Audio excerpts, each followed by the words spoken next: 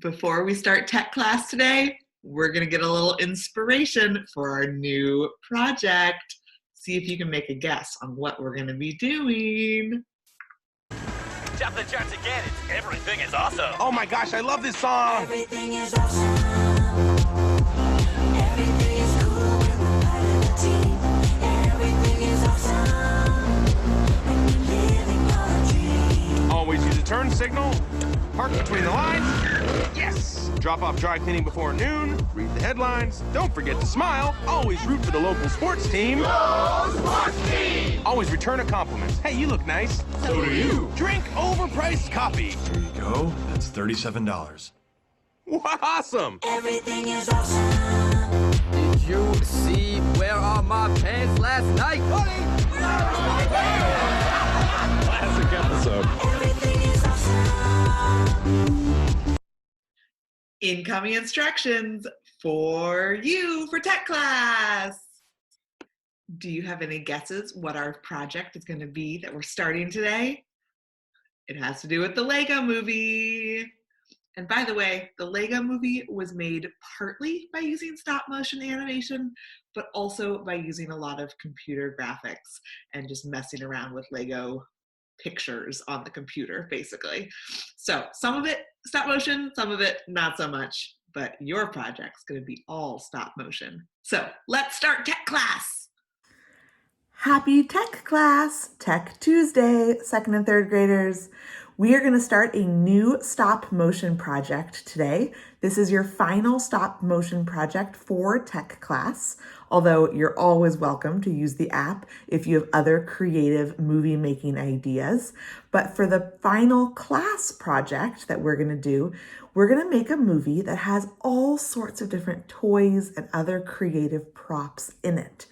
And we're going to set it up like a stage sideways so that it looks like a more realistic movie being filmed from the side with the characters moving around and making a whole setting out of props that you find around your house or your yard.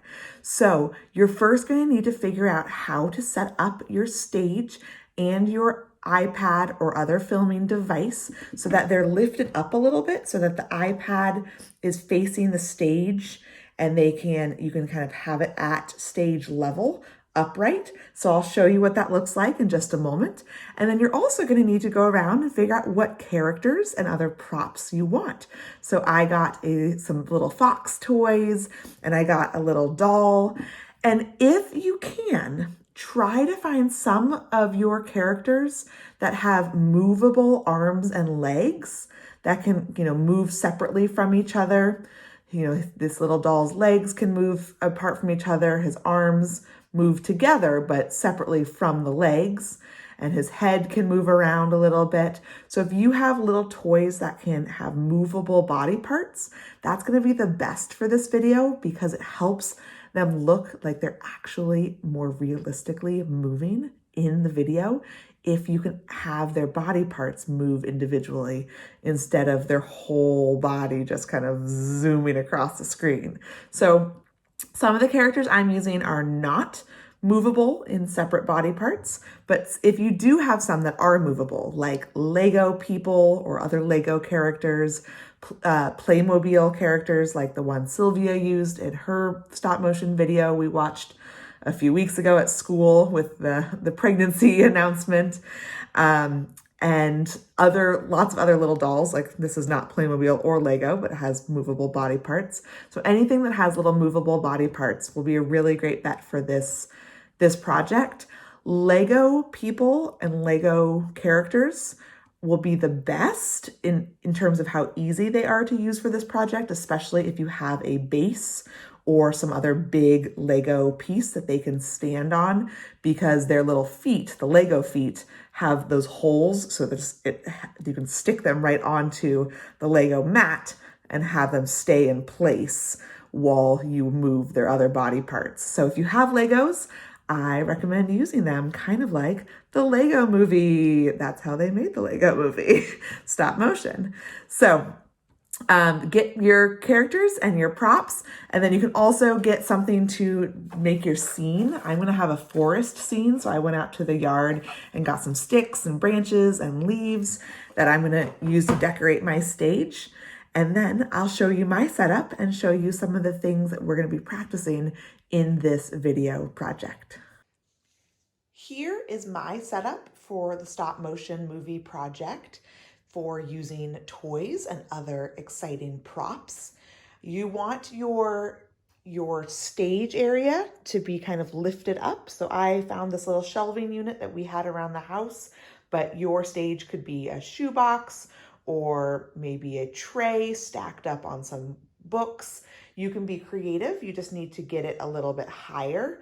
And then you also need to get your filming device a little bit higher too. So I just looked around my house. I found a box of markers and a shoebox lid to get it a little bit higher. And then I used a little roll of tape so that it angled correctly. So it kind of tipped the screen back. That way, when I look through my iPad screen, I see the stage in a nice flat level at the very base of my filming view. So that's what you're aiming for. So you're going to have to first figure out what your setup is going to be and make sure that it's something that's not too complicated, because you will probably not finish your movie today and you'll need to have all of these supplies easily available and usable to just quickly set it back up again to keep filming next time. So I know for me, I can, easily keep this shoebox lid and marker jar and tape roll and shelving unit and just kind of put it back together pretty quickly and position them in the same way to continue filming next time. And you might also notice that I have a cardboard background that is going to be the backdrop of my video. And I'm going to draw some pictures on that to make it look more realistic. But I want to show you my setup first. One of the fun things that you can do to set up your setting for your movie in this video is you can use toys or other props to make the setting and for the characters in this movie. So for instance, I went outside and I looked around and I saw a few sticks that were kind of tree shaped. And so I'm going to use some Play-Doh and anchor the sticks to the stage to make them kind of look like trees, because I thought it would be fun to make a forest setting in this movie. So if I just kind of stick the Play-Doh down with the stick in it, you can see that on my screen now, it looks like there's a little tree, and I can do that with all of them. There, now I have a little forest effect going on in my movie. And then I'm also going to use some other things that I found in my yard, like leaves and vines and some other sticks, to decorate the rest of the stage kind of like a forest. Here I go.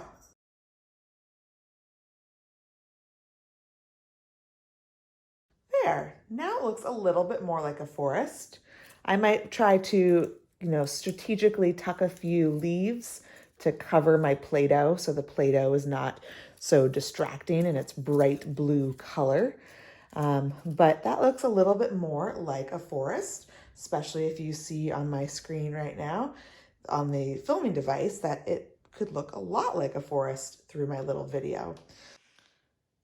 Now it's time to place my characters. I'm using this little doll that has bendable legs and arms, and so that he can kind of stand up, but he's kind of a little tippy. So what I'm going to do, even though he could balance, I'm going to put a little bit of clay or Play-Doh on his feet. That way he can really brace himself and not tip over when I want to move him around. So he is in his forest. And then in my movie, he's going to have a few giant pet foxes, which my cat thinks is very interesting. Hello, Widget. Are you making a video cameo? This is Widget, everyone. So I'm going to put the foxes around. So I'm just going to kind of get my scene set up the way I want it to for starting my movie. There are going to be 3 little foxes. There. Widget, what do you think? Do you like it? Yeah, you think it's a good video so far? Great. One of the great things about using toys that have movable arms or legs, like Lego figurines or other dolls or toys, is that it can make the movements of the character look more realistic in the stop motion app. So for instance, here's my starting scene, and I can take a couple pictures of that. Then what I can do is just reach over and make his arm move a tiny bit and take another picture. Make sure it's focused before I do that. Take another picture and then move his arm a little bit more. There we go. And take another picture. And then move his arm a little bit more and take another picture. And then I could also be moving his feet. And I hope that you can see that I actually ended up attaching the Play-Doh to each foot instead of just one big clump under both feet. That way, each of his feet can move separately and be stuck down to the ground individually. So now I could kind of make him rock forward a little bit, take another picture. I could make his legs swing forward a little bit, take another picture, maybe make him, he's a little bent over, so maybe I'll just start to put him upright a tiny bit. Each of these movements is just a little bit at a time. And then a little bit more, he's gonna stand up, take another picture, and then maybe he's going to swing his leg a little bit more forward. Oh, my Play-Doh's gonna fall off a little bit. Gotta help pinch that back on. Make sure my iPad focuses. If it's not focusing by itself, you can always tap what you want it to focus on, and that should help it understand what to focus on. Take another picture, and then I'm gonna have his legs swing out even more. If you're using Lego people and you have a Lego base, that is gonna be the easiest way to do this kind of video because you can have the Lego person stuck onto the base as you're moving their other body parts so that they don't tip over and so you don't have to use something like Play-Doh or clay that keeps falling off. But if you don't, there's ways to improvise like I am. So there he's moving his leg a little bit more. And then if we watch the video, it will probably look like his body is actually kind of walking or moving around because I've moved each of the body parts individually instead of just the whole doll little by little. Let's watch it.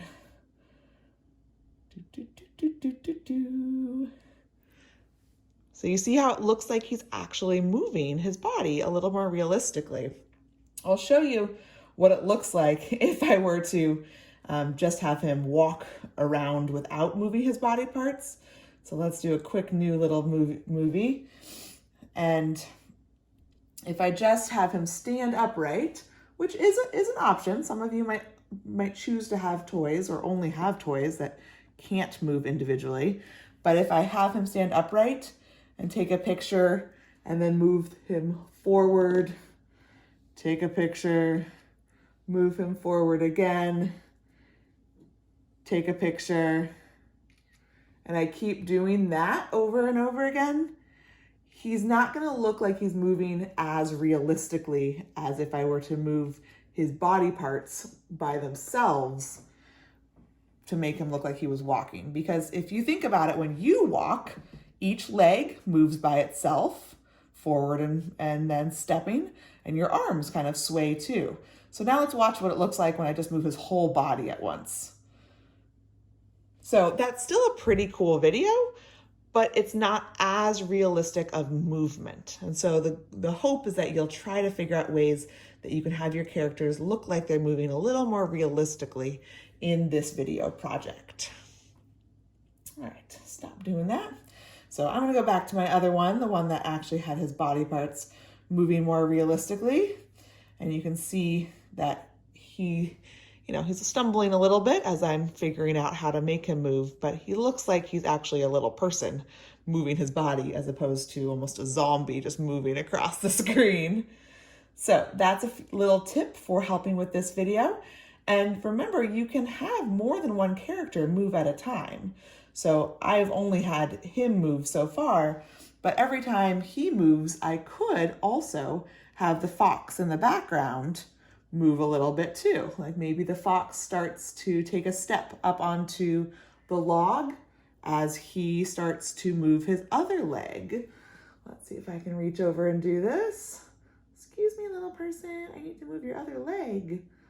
All right, so just a little movement for sticking his other leg out. Oh no, my fox fell over. Remember, if you have a mess up frame, you just click it and delete it. Hey fox, come back. There we go. Come here, little foxy fox. All right, now I'll do that one. And then I could move the fox a little bit more. The fox doesn't have movable arms and legs, so he doesn't have as much flexibility with what he can do. He's gonna have to do bigger movements instead of little individual movements.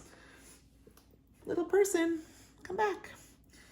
So then I can move him a little bit more. This is very hard to do while filming, friends, just so you know, but I also want to show you that this is a tricky process and just to be patient and keep working at it. So then you have your video with the little person moving, and then the fox starts to come into the movie too. And that's just kind of a basic idea of some of the things you can do in this video. But the main thing to remember is that for this video, you are trying to film from the side. So you're trying to set up your stage and your filming device next to each other and upright. So it films it like a stage. And then you're trying to, if you do have toys with movable arms and legs or movable other body parts that can kind of be propped up and posed like Legos or Playmobil or other dolls or toys, you're trying to use those if you have them so that you can show more realistic movement by moving the body parts separately instead of just the characters by all the way with their whole body moving across the screen. If you don't have a way to set up your stop motion video project sideways, like I showed you with, propping your filming device up on something so it's at the same level as your stage looking sideways, then you can do an alternative view from above and just set up your characters so they look like they're sideways and draw a backdrop to make it look like they're sideways. Let me show you what that would look like in your project. If you don't have something that you can prop your iPad and stage up with, you can make this stop motion video from filming from above. You will just have to make it look like they're moving sideways as you go and, move their body parts little by little to have them walk across, that way or sideways, but make it look like this whole thing is an upright scene. So I would make sure I put a piece of paper behind this that had trees and stuff or mountains or buildings or whatever would be in the distance behind them to make it look like they were still, walking along a path or a road or something. All right, those are all the tips for me today. This movie, you're going to try to make a little bit longer than your last one. Aim for about a minute of a movie or longer if you want to. Since you've been practicing stop motion for so many weeks now, you're trying to have this video project be one of your best. That's why it's going to be a little trickier to have characters that hopefully move body parts separately and more action going on and more of a setting for where they are instead of just a backdrop. So good luck. You get to have your story be about anything you want, as long as you're trying to work on those skills of setting the scene, using creative props, and hopefully having characters that can move their individual body parts little by little to make their movements look more realistic. You have a couple weeks to work on this, so make sure you don't rush through it and that you really take your time to make this the best stop motion video you've made yet. So try to have it set up sideways like a stage and set up the scene and make a backdrop and move your characters little by little. If you don't have that, you can do the above shot like I showed you in the previous clip. Have a lot of fun with this project. I hope you enjoy it. I can't wait to see what awesome movies you create. Let me know if you have any questions.